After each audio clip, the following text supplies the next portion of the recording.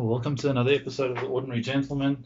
I'm your host, Anton, and again today I have my good friend Tyrell Hogg with me. Tyrell has previously joined us for another episode where we discussed the definition of masculinity. And just to remind those of you who have forgotten and those who are listening for the first time, Tyrell is a husband and father and a pastor, currently of the Heritage Baptist Church, soon moving through to Toronto. What's the name of the church there? Pineland Baptist. Pineland Baptist, and that's going to be exciting.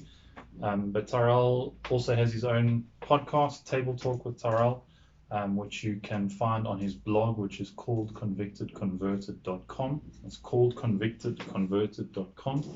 And today, I just wanted to chat briefly just about 5 truths about masculinity, again, based on one of the articles that you've written on your blog, where you were speaking largely about this this phase or category in development that's come up in the last few decades, called adolescence. And you were just saying how that's not a biblical category. What's the normal biblical trajectory for a man's growth? Well, I mean, we don't have there's not like an explicit text, but really they go from childhood to manhood. And if we look at what happened in Hebrew culture, it's, you have a bar mitzvah and you're a man, and they start treating you like a man. You start getting responsibilities like a man. And education and all of that revolves around that two parts, kind of two-age breakdown. Yeah. And I don't think it's unique to them. You see it everywhere around the world in different cultures, right? There's a time when someone's a boy or a child, and then there's a demarcated time when everyone acknowledges this is the time that someone's become a man. Yeah. Adolescence is it seems like a new category that's been put to define a time in between those things, when somebody has got the biological complexity or the biological expressions of masculinity, of being a man, but they're not being given the cultural recognition or requirements, even. And I think requiring something of someone is another way of recognition, right? So that's created this weird thing that I think is adolescence. And so, I mean, those articles that you're thinking about, that particular one, I mean, that was 2013 that I wrote it. So I think, yeah, that's a long time ago. But I still have the same kind of convictions that adolescence is a weird thing, but it's got to do with the way that schooling system is set up now, and industry, economics, everything is geared towards creating this weird system. And I think that men find themselves in this weird place trying to find identity and uniqueness then. And they often don't understand then how they're expected to behave, because they want to act out certain manly privileges, and yet they still don't have the responsibility of manhood. They still act like kids in a lot of situations. Why do you think it is that some boys can act like grown men, and some grown men continue to act like boys even after they get married and move out of the home? So, it's so hard to say. I think if anybody came in and said it's because of X, they're normally wrong. If somebody has one solution to a thing, it's going to be a lot of nurture. I think nurture has a big influence on it, whether it's their parents or other role models that they have in their life that they just looked up to enough that they started going in that direction. And they said, okay, well, I'm just going to embrace this. So I think role models and the influences immediately around you. Obviously, the subtone of all of this is the grace of God, right? So God will bring that about, but I think the means that He uses are going to be your immediate environment. So I think generally, I'd be surprised if you've got men that are actually assuming the responsibility of men in single parent households. Now, you'd think that it would be the opposite, but stats don't bear that out. Yeah. So when a boy is raised generally just by his mother, he's going to have a harder time Yeah. of doing it, and they don't generally embrace it as quickly. But I think if you're in a household where you've got a father who's henpecked, or a passive father, or a father that's not portraying that, you're also going to struggle. Are there exceptions? Of course, but there's like a load of stats about this, and Yeah. even comedies are based on this reality. Yeah. So, Yeah, it's actually sometimes sad that we find it funny, but it's just, I suppose, one of those things that you recognize and you can see the pattern that plays out. What would you, given the fact that nurture plays such an important role, and it's one of the things that by God's grace we can control for our own sons, and not only for our own sons, but I think it's really helpful for men within a church context to be looking out for other boys, not only boys who don't have their own father as a good role model, but also just the fact is that there's certain things which you're going to learn as a boy better from someone who's not your father, just because of a different perspective. You're going to hear him differently, you're going to look up to him differently. So I think we've got a very important role to play just in being a man as part of a church. But in terms of that nurture, what sorts of things would you feel would be important for us to be in some way or other communicating to young boys that will help them move out of this immaturity of adolescence, this weirdness? So I think that having a practice, would one of the things that can help is having a clear practice of identifying them as men. So I do think there's perhaps place here for a tradition or a rite of passage. Okay. So women have a rite of passage biologically, and that has its own things if you don't nurture it afterwards anyway and teach them that, but you still treat them like little girls or whatever. But in the same way with boys, there isn't as demarcated a time, but for them to be taken aside, and cultures have this, they have rites of passage, and I think that having something like that where you include your sons or other boys in the church, if you want to bring them in, helps them, but then also to intentionally mentor them. So to take them out and talk about what does it mean to be a man, what is it looking like, teaching them about women, all of those kind of things. How do you talk to women? All of that, because if they don't hear it from you or their uncles or their other godly friends, they'll hear it from other sources. Yeah. Bad or worse, So they're going to hear it from, or they're going to avoid it altogether because it's an unknown realm, and no one wants to tell me how to do it. So, yeah. Okay, that's helpful. Talking, being involved. It's going to take a bit of creativity, I think. It's not something that you could sort of say, okay, this should be the rite of passage for all men everywhere. That's going to look different in different contexts and for different boys, cultures, and families. Yeah, and I suppose it should be something that he's aspiring to. You mentioned 4 things in the article that I was referring to, which in a sense speak for themselves. So I'm just going to read them out, but then feel free to comment on any one of them. Yeah. You said you're going to die. Yes. Your life is not about you. You do not control the outcome of things, and life is hard. Some of those things are just obvious, but boys need to hear them. But then there's others like your life is not about you, and you do not control the outcome of things, and life is hard, which, after you think of it for 2 or 3 seconds, you sort of go, okay, really? My life's not about me. Life is hard. Why does it have to be hard?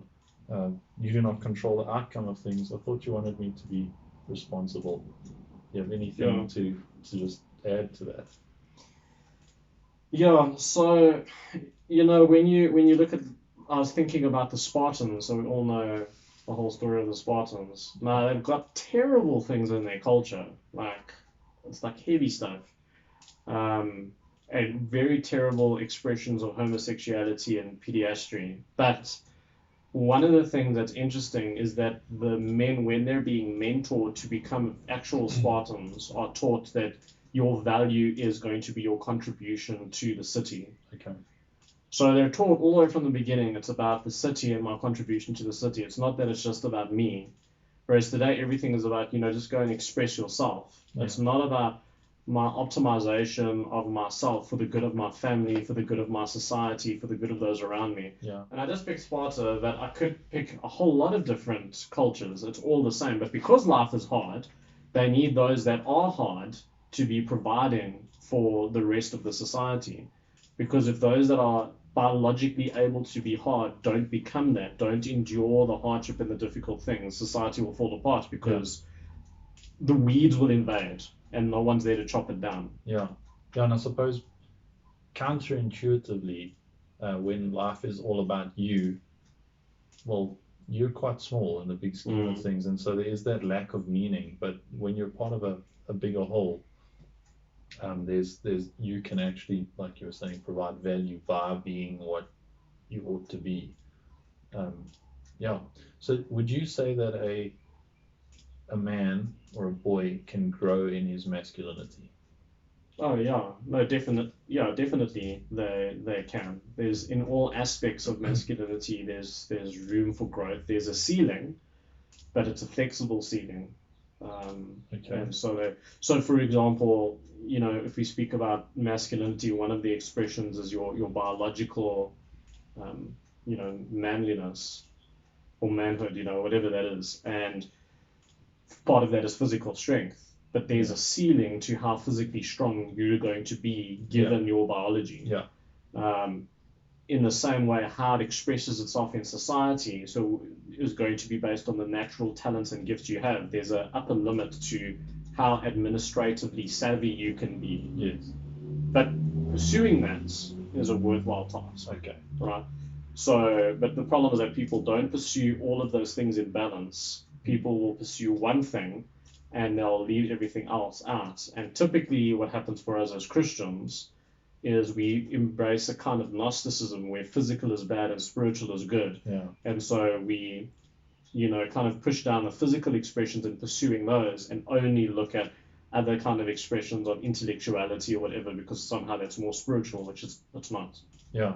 Yeah, and that seems to particularly affect men because we are in some senses more obviously physical. I mean, a lot of the activities that men have value in comes from the fact that they're more physically strong in general.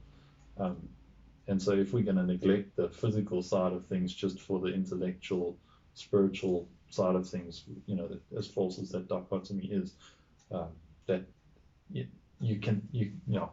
let me not go down that road. But when you do the one, it's essentially what you culturally will be called a nerd, and when you do the other, you'll be called a jock. Yes.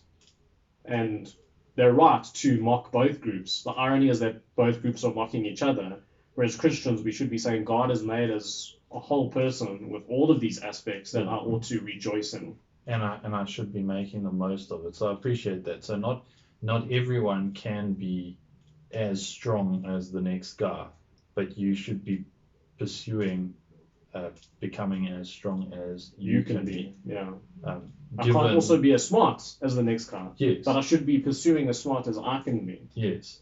Given the fact that you need to not focus only on being smart or only on being strong, you need to focus on all the areas that God has given you ability in. Yeah, I think that's great. Thanks.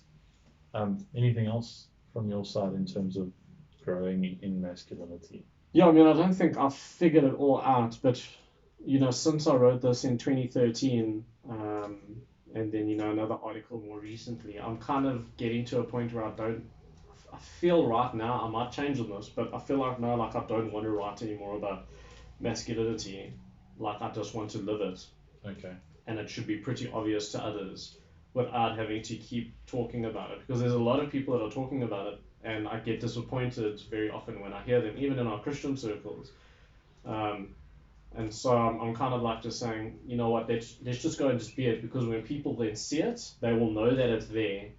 And rather than going and taking a boy aside and saying, well, I'm going to talk to you about how to be masculine, yeah. I'd rather just go and mentor them in the particular areas where they need to grow, I feel like that might be a more helpful direction to go, and that's something that I'm thinking through, and I guess everyone who's listening and you yourself can also think through. Yeah, and I think that's the encouragement, is to as we have these thoughts, is not just to debate the nuances of definitions and things in our own minds, but to actually go and take it out and live it, such that we can say, "Follow me as I follow Christ," in every aspect, not just in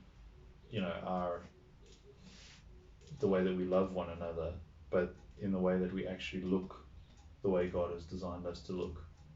So that application is really helpful, and also just seeing it in action, I think, is one of the most powerful ways to teach. There's that one motto that I really like that translates into English as actions, not words.